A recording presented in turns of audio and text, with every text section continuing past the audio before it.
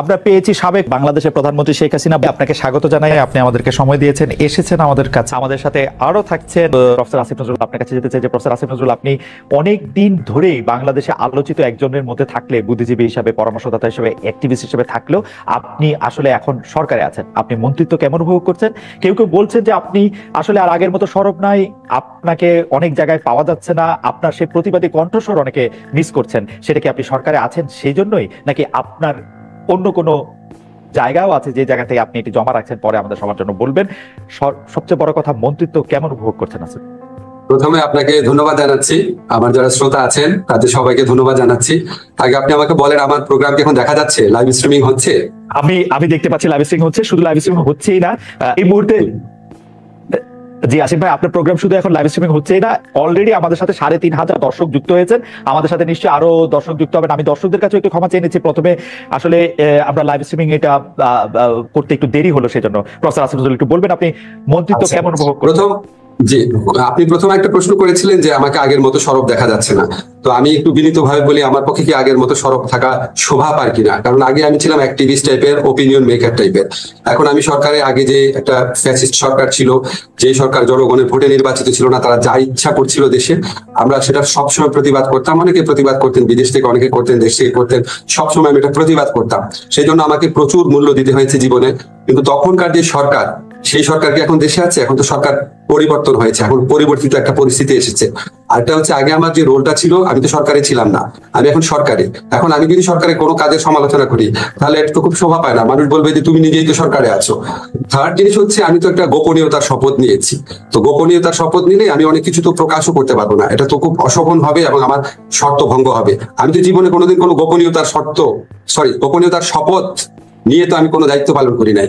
ফলে আমার জন্য তো এটা সম্পূর্ণ নতুন অভিজ্ঞতা। আমার সবসময় মাথায় রাখতে হয় অনেক কিছু, আমাকে ইনফরমেশন যেটা সরকারের সুষ্ঠু পরিচালনার স্বার্থে আমি সেটা প্রকাশ করতে পারি না। এই সমস্ত কিছু মিলিয়ে আমাকে মানে কিছুটা আপনার নিজের ভিতর অবরুদ্ধ অবস্থায় থাকতে হয়। এটা খুব বেশি এনজয় করি সেটা না, আমার চরিত্রের সাথে এটা যায় না। আমার মাঝে মাঝে খুব কষ্ট লাগে, অনেক কিছু বলতে ইচ্ছা করে, বলতে পারি না। আর উপভোগ যদি বলেন, মন্ত্রিত্ব আসলে উপভোগের জিনিস না। আমি জানি না পলিটিক্যাল মন্ত্রীরা কেমন হয় জীবন উপভোগ করতেন। আমার কাছে মনে হয় যে আমার যে একটা মুক্ত স্বাধীন জীবন ছিল, পৃথিবীতে আমার সবচেয়ে প্রিয় শব্দ হচ্ছে স্বাধীনতা। আমি অনেক বিপদের মধ্যে আমি স্বাধীনভাবে কথা বলার চেষ্টা করতাম, আমি স্বাধীনভাবে চলাফেরা করতাম। আমাকে অনেকে অনেক ভয় দেখাতো, তারপর আমি গভীর রাতে আমি ঢাকা ইউনিভার্সিটি ক্লাব থেকে টেনিস খেলে একা ফিরতাম, মনে হতো যা হওয়ার হবে। তারপরে আমি রিক্সা চড়তাম আমার ওয়াইফের সাথে। আমি অনেক সময় স্ট্র্যাটেজিতে আপনারা দেখতেন যে আমি কফি শপে যাচ্ছি। এখন আমাকে অনেক কিছু বিবেচনা করে চলতে হয়, আমাকে অনেক অনেক বেশি কাজ করতে হয়, অনেক বেশি। এবং খালেদ, সবচেয়ে অসহনীয় যেটা, এমনও হয় যে ধরেন আমি হয়তো ৪-৫ ঘন্টা জাস্ট একটা চেয়ারে বসে কাজ। ভারসাম্যমূলক সম্পর্কের আলোকে আপনি ইলিশ রফতানি করেন না কি করেন, সেটা মানুষের অত মাথা ব্যথা থাকতো না। আপনি এমন একটা দেশ, তখন প্রতিটা নিয়ত ভারতের যে সমস্ত পদক্ষেপে সরকারের নতজানুমূলক দৃষ্টিভঙ্গি ছিল, সীমান্তে মানুষ মারা যাচ্ছে, আর বাংলাদেশ সরকারের সাফল্য ছিল যে ওই লাশটা নিয়ে আসছে, সেটা তাদের সাফল্য। মানুষ মারা যাচ্ছে, সেটাকে সরকার সমর্থন করতো। তৎকালীন শেখ হাসিনা সরকার বলতো আমাদের লোকরা অপরাধ করে যায় দেখে মারা যায়, আমরা পানি পাচ্ছি না, সেটার কোনো প্রতিবাদ করতো না ঠিক মতো। অথচ আমাদের পানি ফেনী নদীর পানি দিয়ে দিচ্ছে, আমাদের এখানে ভিতর দিয়ে ট্রানজিট নিয়ে যাচ্ছে। আমি নেপাল আর ভুটানের সাথে সামান্য ট্রানজিট পাচ্ছি না। দিনের পর দিন ভারতের যারা শাসক আছে আমাদের দেশ সম্পর্কে অত্যন্ত অবমাননাকর, অপমানজনক উক্তি করতো, আমাদের মন বিষিয়ে থাকতো সব সময়। তো আমার কনটেক্সটে ছিল এইরকম একটা কান্ট্রিকে সারাক্ষণ আমাদের দেশের প্রধানমন্ত্রী বলতে থাকতে, আপনার খেয়াল আছে নিশ্চয়ই, তৎকালীন প্রধানমন্ত্রী, যে ভারতকে যা দিয়েছি কখনো ভারত সেটা ভুলতে পারবে না। তখন আমাদের মনে প্রশ্ন আসতো, এটা কি আপনার পৈতৃক সম্পত্তি নাকি, আপনি যা ইচ্ছা দিবেন? তখন মনে তো অপ্রকাশ্য অনেক জিনিস আছে। তো ওই কনটেক্সটে আমি বলতাম যে আপনি এমন একটা দেশকে এই জিনিসগুলা দিচ্ছেন, যে এই দেশ আমার বর্ডারে এটা মানে প্রতিবাদ করেন না, পানি চান না, এই চান না, ইত্যাদি। সেই ক্ষোভ থেকে তখন অনেক কিছু বলেছি। আমি একটু ক্লারিফাই করি, এখন তার সেই সরকারটা নাই। এখন কি আমার সরকার বর্ডারে যখন হত্যা হয় প্রতিবাদ করে না? কঠোরভাবে প্রতিবাদ করে। তাদের অমিত শাহ একটা বক্তব্য দিয়েছে, আপনি আমাদের বক্তব্য দেখেন কত কড়াভাবে বলা হচ্ছে, অত্যন্ত আপত্তিকর, বন্ধুত্বমূলক সম্পর্কে গিয়ে তীব্র প্রতিবাদ জানিয়েছে। আমাদের যিনি চিফ প্রধান উপদেষ্টা আছেন, উনি ভারত সম্পর্কে কিভাবে কথা বলেন, আমি আমার প্রথম আলো ইন্টারভিউতে ভারত সম্পর্কে কিভাবে কথা বলেছি। এবং এখনকার কনটেক্সটে আপনি যদি বলেন, আমি একটু ক্লিয়ার করি আপনাকে, এই ৫০০ টন ইলিশ রপ্তানি প্রক্রিয়া, আমি যদি ছিলাম না, এটা হচ্ছে কনসার্ন মিনিস্ট্রির সাথে আলাপ করে বা কনসার্ন মিনিস্ট্রির সাথে কথা বলে করা হয়েছে। তারপরে যখন আমার নিজের কাছে মনে হচ্ছে কেন দেওয়া হচ্ছে, আপনি কি পশ্চিমবঙ্গের মুখ্যমন্ত্রী অত্যন্ত শক্তভাবে নিন্দা করেছেন, এটা ইলিশ পাঠানো বন্ধ মানে পশ্চিমবঙ্গের মানুষের সাথে হস্টিলিটির মতো একটা, এটা আমি শুনেছি।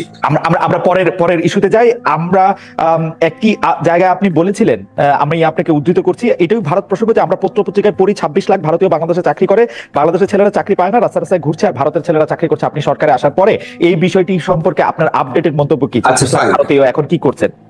Thank you. এটা আমি প্রথমে আপনাকে বলে রাখি, এটা কিন্তু আমি উপদেষ্টা হওয়ার পর বলি নাই। অনেকে এটা কনফিউশন ছড়ানোর জন্য, এটা আপনি ক্লিয়ার আছেন, এটা আমি উপদেষ্টা হওয়ার পর বলি নাই, এটা উপদেষ্টা হওয়ার আগে ভারতের যে বাংলাদেশের প্রতি বর্বর কিছু নীতি সেগুলি সমালোচনা করতে গিয়ে আমি একটা পর্যায়ে বলেছিলাম। এখন আপনাদের যে আপত্তিগুলো আসছে, প্রথম প্রশ্ন হচ্ছে এখানে 26 লাখ আছে কিনা। তাহলে আমি আপনার দৃষ্টি আকর্ষণ করি, ফিনান্সিয়াল এক্সপ্রেসে 2009 সনে বলা হয়েছিল 5 লক্ষ ভারতীয় এখানে চাকরি করছে 2009 সনে। 2015 সনে ডেইলি স্টারের রিপোর্ট, 2015 আজকে থেকে 9 বছর আগে, সিপিডি বলেছে রেমিটেন্স পাঠানোর দিক থেকে বাংলাদেশ হচ্ছে পঞ্চম। 2013 সনে $3.71 বিলিয়ন, 3.7 টেলিফোন রেকর্ড তখনকার সময়। সেখানে উনি বলছেন যে বিভিন্ন সেক্টরে, বিশেষ করে সফটওয়্যার সেক্টরে অনেক লোকজন আসে যাদের জন্য ওয়ার্ক পারমিট দরকার হয় না, তারা কন্ট্রাকচুয়াল ওয়ার্কার হিসাবে আসে। এবং উনি ধমক দিচ্ছেন এনএসআই চিফকে যে বিডার অনুমোদন এখানে লাগে না, তুমি এখানে সিকিউরিটি জিনিস দেখবা, তুমি অন্য জিনিস দেখবা কিনা, দেখবা কেন। এবং উনি কিন্তু খুব ক্যাটাগরিক্যালি ভারতের কথা বলেন না এখানে। কিন্তু আপনি আমাকে বলেন, আপনি মানে পারসিভ করে দেখেন যে কন্ট্রাকচুয়াল ওয়ার্কার অনেক আসছে, অনুমোদন লাগে না, এটা সালমান এফ রহমান কোন দেশের ক্ষেত্রে বলতে পারেন? হতে পারে চায়নার ক্ষেত্রে বলতে পারেন, কিন্তু চায়নার ক্ষেত্রে যদি না লাগে তাহলে নিশ্চয়ই ভারতের ক্ষেত্রে লাগতো না, কারণ ভারতের প্রতি তো আমাদের একটা নতজানু নীতি ছিল। এই সমস্ত জিনিস যদি আপনি অ্যাড করেন, আমরা একটা কনক্লুশনে আসতে পারি, বিপুল ইদার লুকিয়ে অথবা প্রকাশ্যে, এটা আমার মন্ত্রণালয়ের বিষয় না। আমি হচ্ছে বিদেশে যারা বাঙালি চাকরি করেন সেটা আমার মন্ত্রণালয়ের বিষয়। আমি আমার 3টা মন্ত্রণালয়ে এত ব্যস্ত থাকি, আমি আপনাকে অনেস্টলি বলি, আমার প্রথম 1 মাসে আমি 3-4 ঘন্টা ঘুমাতাম, আমি 16 ঘন্টা কাজ করেছিলাম, আমি শুক্রবার দিন অফিস করতাম, সচিবালয়ে সবাই আছে, আপনারা খবর নিয়ে জিজ্ঞেস করেন। ফলে আমি আমার মন্ত্রণালয়ের বাইরে অন্য কোনো কিছু দেখার সুযোগ পাই নাই। তবে এই মন্ত্রণালয়ে যিনি কাজ করেন, যারা কনসার্ন অথরিটি আছে, আমি তাদের কাছে কিছু কিছু জিনিস জানতে চেয়েছি, আমি এখনো সঠিক উত্তর পাই নাই। আপনি জানেন বিডা সহ বিভিন্ন প্রতিষ্ঠান রিঅর্গানাইজ করার কাজ চলছে।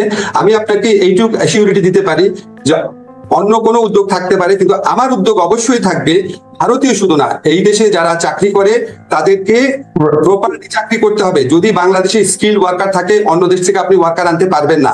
যারা কাজ করে তাদের প্রকৃত বেতন দেখায় কাজ করতে হবে, জব পারমিট লাগবে, তাদেরকে লিগাল পথে টাকা পাঠাতে হবে। এইসব ব্যাপারে অবশ্যই আমি সোচ্চার হবো, এখনো সোচ্চার আছে। আপনার কাছে বলি, এখনো আমি সরকারের বিভিন্ন পর্যায়ে এসব কথা তুলেছি, কিন্তু আমি পরিচিত একটা প্রতিষ্ঠানে যখন আমি দেখলাম অনেক ফরেনার চাকরি করে, মানে ভারতীয় চাকরি করে, স্পেসিফিক্যালি বলি অনেক না, 7-8 জন ভারতীয় চাকরি করছে। তা আমি ওনাকে জিজ্ঞেস করলাম, উনি খুব ঘনিষ্ঠ, যে আপনি কেন দিচ্ছেন চাকরি?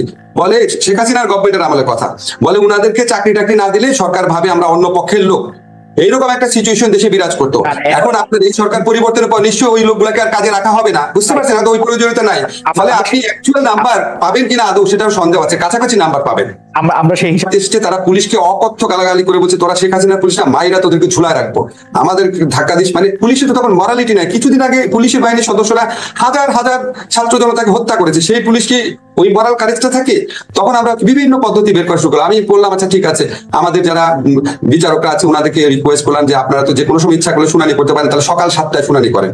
মানুষ তো সকাল 7টায় জড়ো হবে না। আপনি দেখবেন আনিসুল হক সাহেব এবং সালমান এফ রহমান ওনাদের পরে শুনানিটা সকাল 7টায় হয়েছিল, কেউ ওনাদেরকে মারে নাই। এরকম আমরা বিভিন্ন রকম ভাবে অ্যাড্রেস করার চেষ্টা করছি, সব আপনাকে বলতে পারবো না। প্রতিনিয়ত সেটা নিয়ে আমরা ভাবি, আমরা উপদেষ্টা পরিষদ সদস্য বসি, সবাই চেষ্টা করে। কিছু জিনিস আমরা করতে পারি না, কারণ আপনি বিপ্লব পরবর্তী সময় মানুষের অনেক অন্য ধরনের এক্সপেকটেশন থাকে, এত বছরের রাগের আউটবার্স থাকে। সলিমুল্লাহ ভাই যেটা বলেছে যে বিভিন্ন ধরনের সরকার, ওটা বলতে পারে। আমরা তো একটা পলিটিক্যাল পার্টির গভর্নমেন্ট না। পলিটিক্যাল পার্টির গভর্নমেন্ট হয় কি, তারা অনেকদিন একসাথে কাজ করে, তাদের মধ্যে কোঅর্ডিনেশন। সাম্প্রদায়িক ঘটনা ঘটে, ভারতের সাথে সাথে প্রচন্ড আপনার এটা নিয়ে ইন্টারন্যাশনাল একটা নয়েজ তুলে ফেলে। আমার মাঝে মাঝে মনে হয় যে আমি যদি মানে পররাষ্ট্র মন্ত্রণালয়ে থাকতাম, তো ভারতে যে মুসলিম নির্যাতনের ঘটনা ঘটে, আমি ওখান থেকে বলার চেষ্টা করতাম যে আমরা খুবই উদ্বিগ্ন যে ভারতে মুসলিম নির্যাতনের ঘটনা ঘটছে কেন। আমার ভারতীয়দের নীতি নির্ধারকদের সাথে কখনো বৈঠক হলে আপনাকে যদি বলি, আমার সাথে অনেক দেশের দূতাবাসের লোকজন দেখা করেছে, ভারতীয় দূতাবাসের লোকজন দেখা করে নাই। আমার খুব ইচ্ছা আছে উনি দেখা করলে আমি ওনাকে বলবো যে ভাই, আপনি যে আমাদের এখানে সংখ্যালঘুরা নির্যাতিত হলে উদ্বেগ জানার খুবই জাস্টিফাইড, তাহলে একই ভাবে আপনার এখানে যে মুসলমানরা নির্যাতিত হয়, আমরা কি আপনাদের এখানে